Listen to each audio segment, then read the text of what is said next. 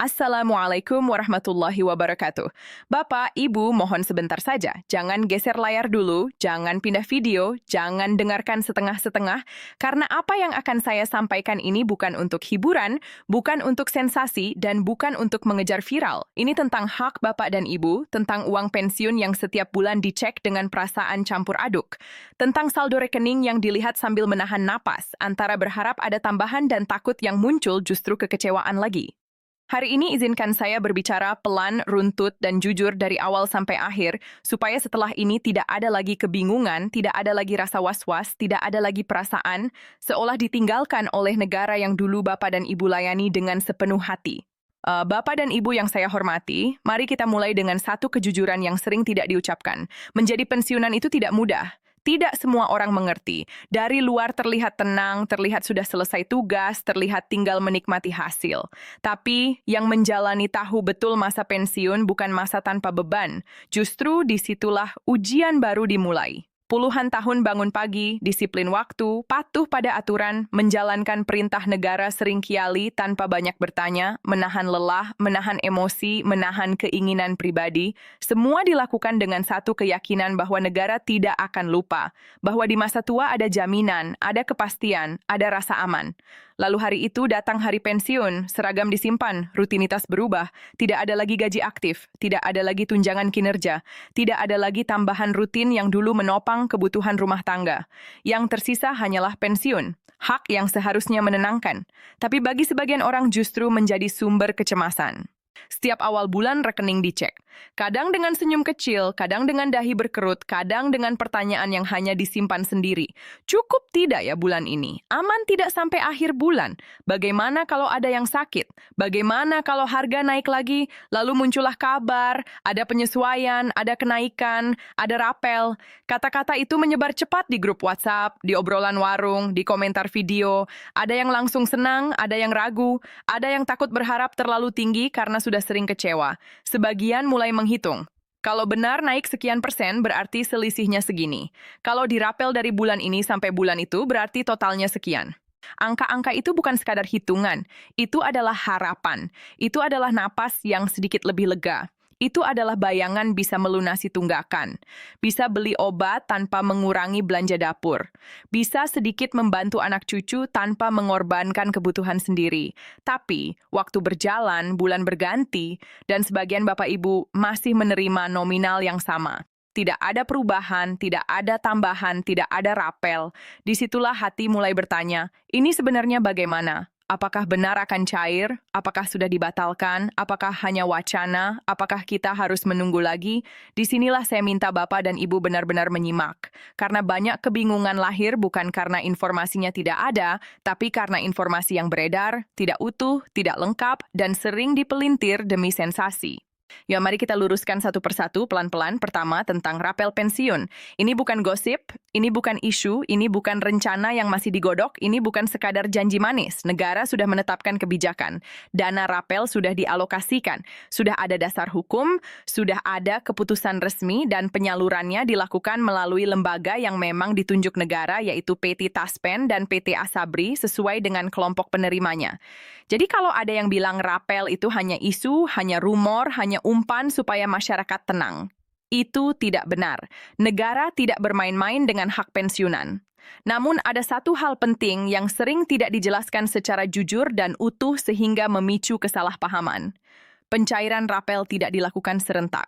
Ini poin krusial dan mohon dengarkan baik-baik. Tidak serentak bukan berarti ditunda. Tidak serentak bukan berarti uangnya belum ada.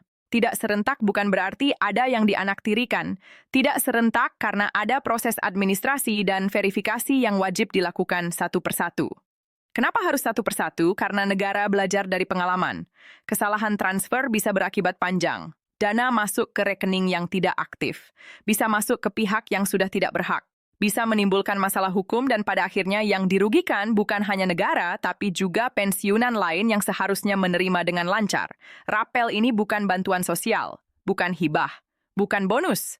Rapel adalah hak yang tertunda, selisih antara nominal lama dan nominal baru yang seharusnya sudah diterima sejak kebijakan berlaku. Karena itu, negara justru berhati-hati supaya hak ini benar-benar sampai ke tangan yang tepat. Bapak dan Ibu perlu memahami satu hal penting, hak tidak bisa dipotong, hak tidak bisa dialihkan, hak tidak bisa ditahan tanpa alasan administrasi yang jelas. Dan negara secara tegas menyatakan rapel ini harus dibayarkan penuh sesuai perhitungan. Tidak boleh ada potongan liar, tidak boleh ada pihak yang mengambil kesempatan. Lalu siapa saja yang berhak menerima rapel ini? Yang pertama pensiunan ASN, yang kedua pensiunan TNI dan Polri, yang ketiga janda atau duda penerima pensiun. Dan yang keempat, ahli waris sah yang memang tercatat secara resmi. Semua kelompok ini masuk dalam skema yang sama. Tidak perlu mendaftar ulang, tidak perlu datang ke kantor membawa berkas tebal, tidak perlu bolak-balik bertanya dengan perasaan rendah diri. Selama data Bapak dan Ibu valid, dana akan masuk otomatis ke rekening yang sudah terdaftar. Namun disinilah sering muncul pertanyaan yang sangat manusiawi. Kenapa punya saya belum? Kenapa tetangga sudah? Kenapa teman satu angkatan nominalnya berbeda? Apakah ada pilih kasih? Apakah ada permainan? Jawabannya sederhana, tapi sering tidak disampaikan dengan jujur. Perhitungan rapel itu berbeda-beda. Dasarnya adalah gaji pokok terakhir, pangkat, golongan, masa kerja, serta tunjangan keluarga yang melekat pada periode tertunda. Jadi wajar kalau nominalnya tidak sama, bahkan antara dua orang yang pensiun di tahun yang sama hasilnya bisa berbeda.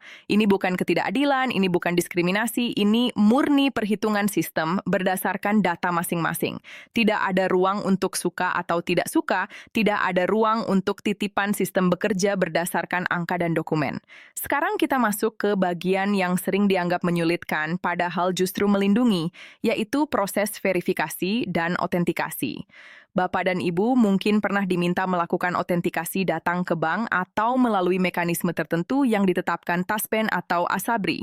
Banyak yang merasa ini merepotkan. Banyak yang bertanya, kenapa harus begini? Padahal dulu tidak serumit ini, perlu saya sampaikan dengan jujur. Otentikasi ini bukan untuk mempersulit. Ini untuk memastikan 3 hal. Pertama, penerima masih hidup. Kedua, rekening masih aktif. Ketiga, data identitas sesuai dan tidak bermasalah. Kalau salah satu dari ini tidak terpenuhi, sistem otomatis menahan pencairan sementara. Perlu digarisbawahi, ditahan sementara, bukan dihapus, bukan dihilangkan, bukan dialihkan. Dana tetap ada, hak tetap ada, hanya menunggu data beres. Disinilah peran anak dan cucu menjadi penting. Bukan untuk mengambil alih, bukan untuk menguasai uang, tapi untuk mendampingi, membantu proses, menjelaskan dengan sabar. Karena banyak pensiunan yang tidak terbiasa dengan sistem digital bukan karena tidak mau, tapi karena memang zamannya berbeda. Namun, saya juga perlu menyampaikan peringatan keras, hati-hati penipuan.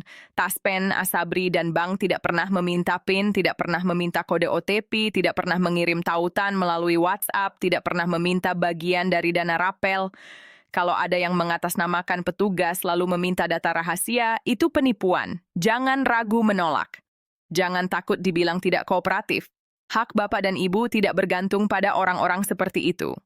Sekarang sebelum kita lanjut lebih jauh, saya ingin Bapak dan Ibu berhenti sejenak, tarik napas, dengarkan baik-baik bagian ini. Karena ini sering luput dibahas, padahal dampaknya besar apa yang harus dilakukan setelah rapel masuk. Banyak yang ketika melihat saldo bertambah, emosinya campur aduk, senang, lega, haru, bahkan ada yang sampai menangis. Itu manusiawi. Itu wajar karena ini bukan uang kecil, ini hasil penantian. Ini hak yang akhirnya sampai. Tapi justru disinilah bahaya terbesar. Ketika emosi mengambil alih. Keputusan seringki tidak rasional. Ada yang langsung membelanjakan semuanya. Ada yang tergiur investasi cepat untung. Ada yang menitipkan uang ke orang lain dengan janji hasil besar. Ada yang merasa ini rezeki mendadak, padahal ini hak tertunda. Rapel bukan bonus, bukan uang kaget. Ini adalah hak yang seharusnya sudah menopang kebutuhan sejak awal. Karena itu penggunaannya harus bijak. Prioritaskan kesehatan, obat, kontrol rutin, kebutuhan rumah tangga pokok, hal-hal yang benar-benar penting. Jangan tergesa-gesa, jangan mudah percaya janji manis. Sekarang kita masuk ke bagian yang sedang ramai diperbincangkan tentang tanggal tertentu yang disebut-sebut sebagai hari pencairan termasuk tanggal 10 Februari 2026. Ini perlu diluruskan dengan sangat jelas. Tanggal tersebut adalah patokan, kebijakan, dan target teknis. Bukan berarti semua orang cair di hari yang sama. Dalam sistem pemerintahan selalu ada perbedaan antara pernyataan kebijakan, aturan teknis, dan pelaksanaan di lapangan. Pelaksanaan dilakukan bertahap. Jadi kalau tanggal itu sudah lewat dan rekening Bapak atau Ibu belum bertambah, jangan langsung panik, jangan langsung menyimpulkan yang buruk. Yang perlu dilakukan adalah memastikan status data. Apakah otentikasi sudah lengkap? Apakah rekening aktif? Apakah tidak ada kendala administrasi? Bapak dan Ibu yang saya hormati, sampai di sini dulu. Jangan kemana-mana. Jangan tutup video ini karena di bagian berikutnya nanti di part 2 kita akan bahas lebih dalam tentang skema pencairan bertahap. Tanda-tanda rapel akan masuk. Apa yang harus dilakukan jika rapel belum cair terlalu lama dan bagaimana cara menyikapi informasi yang simpang siur supaya Bapak dan Ibu tidak lagi menjadi korban hoaks. Untuk saat ini simpan dulu satu keyakinan negara tidak lupa, hak Bapak dan Ibu sedang diproses dan ketenangan adalah hal pertama yang harus dijaga. Bapak dan Ibu yang saya hormati, sekarang kita masuk ke bagian yang paling sering membuat hati gelisah, bagian yang membuat banyak pensiunan sulit tidur, sulit tenang, dan akhirnya mudah percaya pada kabar yang belum tentu benar, yaitu tentang kenapa rapel belum juga masuk padahal orang lain sudah menerima, tentang tanda-tanda apakah rapel benar-benar akan cair, dan tentang apa yang sebenarnya terjadi di balik sistem pencairan bertahap yang jarang dijelaskan secara utuh. Mari kita bicarakan ini dengan kepala dingin. Pertama-tama saya ingin Bapak dan Ibu memahami satu prinsip penting dalam sistem keuangan negara. Negara tidak bekerja dengan perasaan tapi dengan data. Negara tidak bergerak berdasarkan siapa yang paling banyak bertanya, siapa yang paling viral, atau siapa yang paling keras bersuara. Negara bergerak berdasarkan kelengkapan administrasi dan validitas data. Inilah sebabnya kenapa dua orang dengan status yang hampir sama bisa mengalami waktu pencairan yang berbeda. Bukan karena yang satu lebih diutamakan, tapi karena data yang satu sudah bersih dan siap, sementara yang lain masih perlu penyesuaian kecil. Penyesuaian kecil ini sering tidak terlihat oleh penerima, tapi di dalam sistem penyesuaian ini sangat menentukan, misalnya perbedaan satu digit nomor identitas, status rekening yang sempat pasif, perubahan alamat yang belum tersinkron, atau riwayat otentikasi yang belum diperbarui. Hal-hal seperti ini bagi kita terlihat sepele, tapi bagi sistem negara ini adalah penentu boleh atau tidaknya dana dikeluarkan. Sekarang kita bahas soal pencairan bertahap secara lebih jujur. Pencairan bertahap bukan berarti negara menahan uang. Pencairan bertahap adalah cara negara memastikan jutaan data diproses tanpa kesalahan fatal. Bayangkan jika semua dicairkan serentak tanpa verifikasi yang ketat. Kesalahan 1% saja bisa berarti puluhan ribu kasus salah transfer. Dan ketika itu terjadi, proses perbaikan bisa memakan waktu lebih lama daripada menunggu pencairan bertahap sejak awal. Karena itu sistem dibuat berlapis. Ada tahap penetapan hak, ada tahap penguncian data, ada tahap validasi rekening, ada tahap otentikasi penerima. Setelah semua lapisan ini dilewati, barulah dana dilepas. Dan proses ini berjalan paralel. Bukan berurutan satu orang selesai baru lanjut ke orang berikutnya. Artinya, siapa yang datanya selesai lebih cepat, itulah yang lebih dulu menerima. Disinilah sering muncul perasaan tidak adil.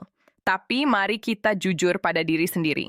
Apakah adil kalau negara memaksakan cair serentak lalu banyak dana salah sasaran lalu sebagian harus dikembalikan lalu akhirnya justru menghambat hak pensiunan lain? Tentu tidak. Sekarang kita masuk ke tanda-tanda yang sering ditanyakan. Tanda-tanda rapel akan cair. Yang pertama, tidak ada masalah pada pembayaran pensiun rutin. Jika pensiun bulanan Bapak dan Ibu masuk tepat waktu seperti biasa, itu tanda baik. Artinya rekening aktif dan jalur pembayaran normal. Rapel biasanya mengikuti jalur ini setelah data disinkronkan. Yang kedua, status otentikasi dinyatakan aktif atau valid. Jika Bapak atau Ibu sudah melakukan otentikasi sesuai jadwal dan tidak ada pemberitahuan gagal, maka sistem menganggap data hidup dan sah. Ini adalah syarat utama.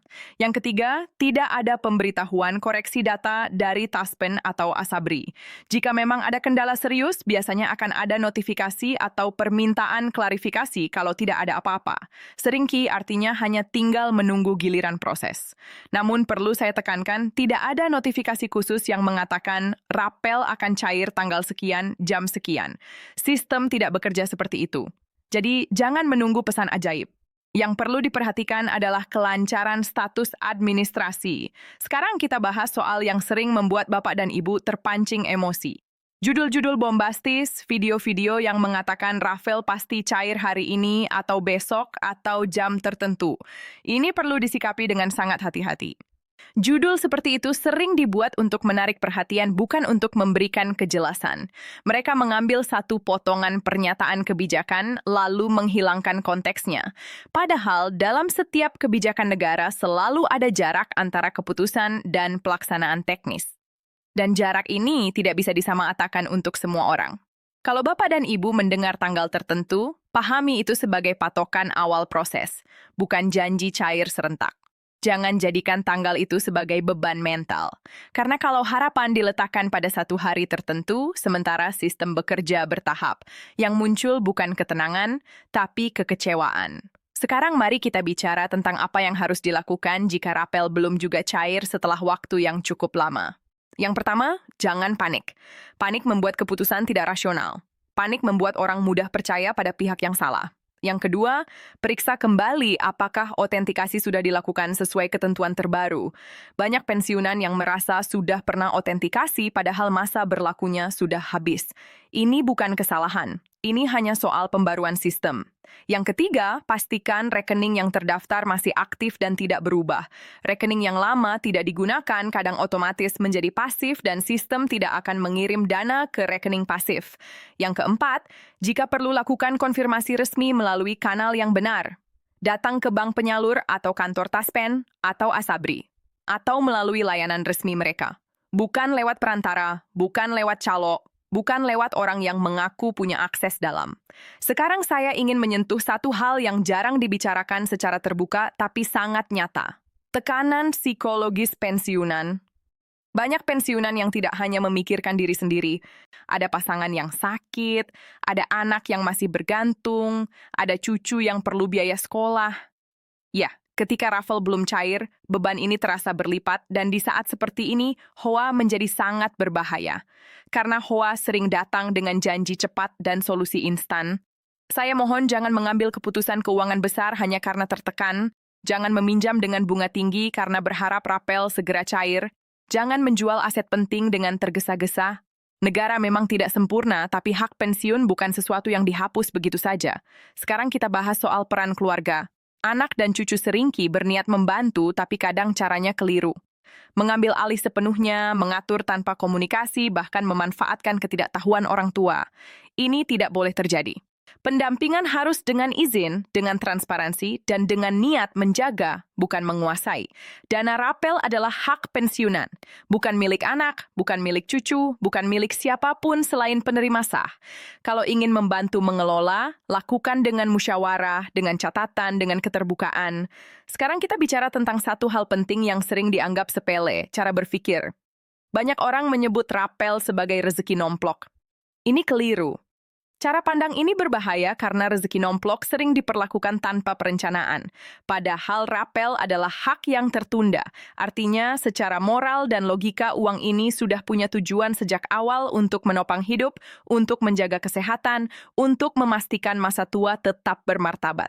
Kalau cara pandangnya diubah, keputusan juga akan berubah. Tidak lagi impulsif, tidak lagi emosional, tapi lebih tenang dan terukur. Sekarang saya ingin Bapak dan Ibu merenung sejenak. Negara ini berdiri karena pengabdian jutaan orang seperti Bapak dan Ibu.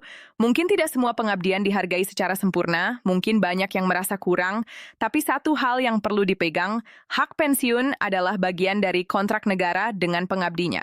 Dan kontrak ini tidak dibatalkan begitu saja. Di part 3 nanti kita akan masuk ke bagian terakhir dan paling menentukan. Kita akan bicara tentang bagaimana menghadapi masa depan dengan lebih tenang setelah rapel diterima. Bagaimana menyaring informasi agar tidak lagi terombang-ambing oleh kabar simpang siur dan bagaimana menjaga martabat sebagai pensiunan yang berhak dihormati bukan dikasihani. Untuk sekarang simpan dulu semua ini. Jangan membuat kesimpulan terburu-buru. Jangan merasa sendirian. Banyak yang mengalami hal yang sama. Dan proses ini masih berjalan. Bapak dan Ibu yang saya hormati, di bagian ini saya ingin mengajak kita semua untuk berhenti sejenak dari hiruk pikuk kabar, berhenti dari angka-angka, berhenti dari tanggal-tanggal yang membuat jantung berdebar. Di part 3 ini kita akan berbicara tentang hal yang sering terlupakan, padahal justru paling menentukan.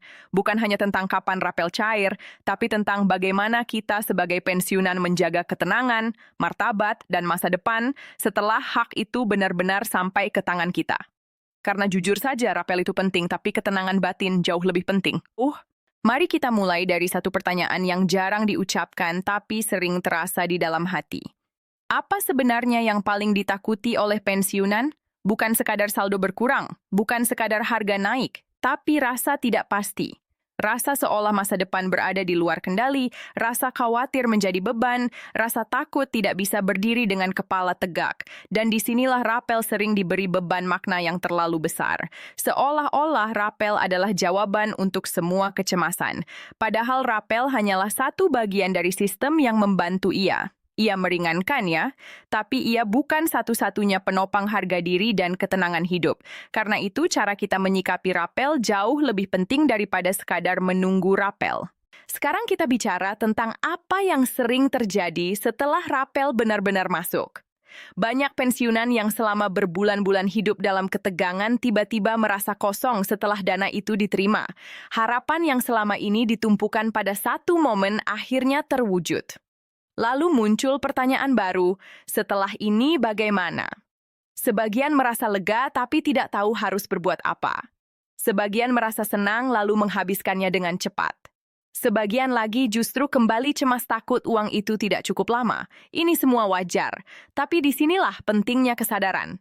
Rapel bukan garis akhir. Rapel adalah jeda. Jeda untuk bernapas lebih panjang. Jeda untuk menyusun ulang. Jeda untuk memperbaiki yang tertunda. Jadi kalau rapel diperlakukan sebagai garis akhir, maka setelah itu yang muncul hanyalah kekosongan. Tapi kalau rapel diperlakukan sebagai jeda, maka setelah itu muncul arah. Mari kita bicara tentang arah. Arah pertama adalah kesehatan. Ini bukan nasihat klise, ini kenyataan. Ini di usia pensiun kesehatan bukan lagi urusan nanti. Kesehatan adalah fondasi. Uang sebanyak apapun tidak berarti jika tubuh terus bermasalah. Banyak pensiunan yang menunda periksa, menunda beli obat, menunda kontrol demi menghemat. Rapel seharusnya menjadi kesempatan untuk menutup penundaan itu, bukan membuka pengeluaran yang tidak perlu. Arah kedua adalah stabilitas rumah tangga, kebutuhan pokok, keamanan dapur, ketenangan rumah, hal-hal sederhana tapi sangat menentukan kualitas hidup. Bukan pamer, bukan gengsi, bukan mengikuti cerita orang lain. Fokus pada rumah sendiri, kebutuhan sendiri, ritme sendiri. Arah ketiga adalah cadangan. Ini sering diabaikan. Padahal cadangan bukan untuk kaya tapi untuk tenang. Tidak perlu besar. Yang penting ada cadangan memberi rasa aman ketika sesuatu terjadi di luar rencana. Dan di usia pensiun, kejadian di luar rencana bukan hal yang aneh. Sekarang kita bicara tentang satu jebakan yang sangat berbahaya, yaitu perbandingan. Bapak dan Ibu mohon dengarkan baik-baik, jangan bandingkan rapel Bapak dan Ibu dengan orang lain. Jangan bandingkan cara orang lain menggunakan rapelnya dengan cara kita. Jangan bandingkan kecepatan cairnya dengan orang lain. Perbandingan adalah pencuri ketenangan. Setiap orang punya perjalanan sendiri, punya data sendiri, punya kondisi sendiri.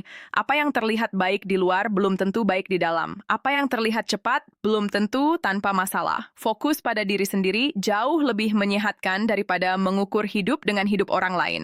Sekarang kita masuk ke topik yang sangat penting, yaitu informasi. Selama proses rapel ini, kita belajar satu hal besar.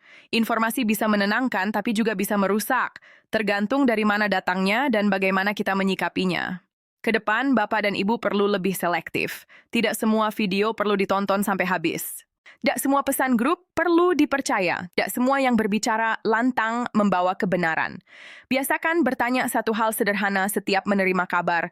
Sumbernya dari mana? Dasarnya apa? Apakah ini penjelasan atau sekadar dugaan? Kalau jawabannya tidak jelas, berhenti di situ. Jangan dilanjutkan ke hati. Jangan dijadikan beban pikiran. Sekarang mari kita bicara tentang hubungan pensiunan dengan negara.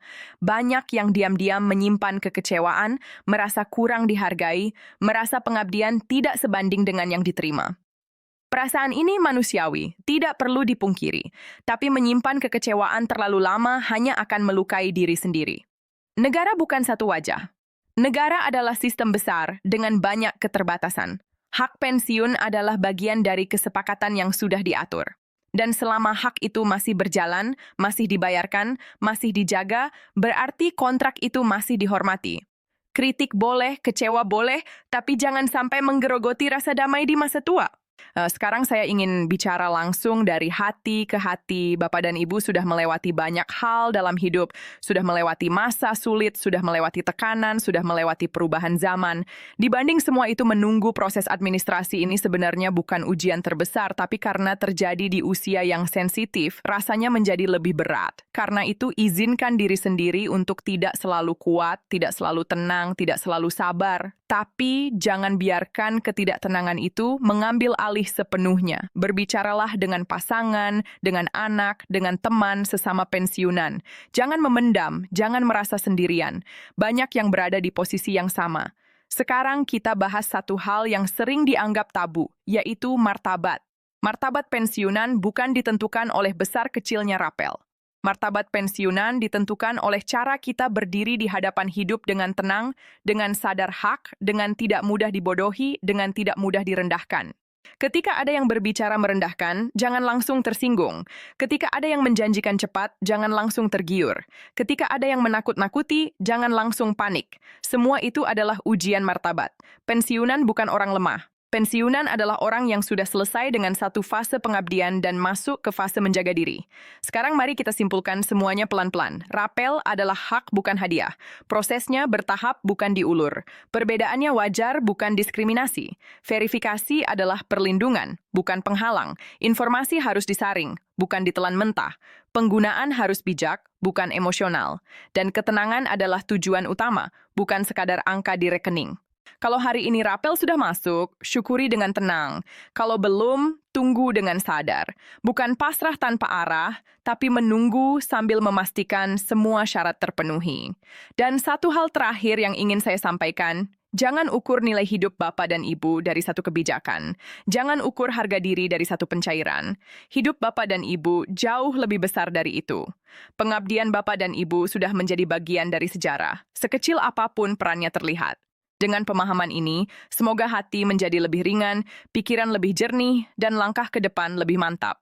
Saya tidak menjanjikan semua masalah selesai hari ini, tapi saya berharap setelah part 3 ini Bapak dan Ibu tidak lagi merasa sendirian, tidak lagi mudah goyah oleh kabar, dan tidak lagi melihat rapel sebagai satu-satunya penentu kebahagiaan. Terima kasih sudah menyimak dari awal sampai akhir. Semoga apa yang disampaikan benar-benar membawa manfaat, ketenangan, dan kejelasan. Wassalamualaikum warahmatullahi wabarakatuh. Ya, 1.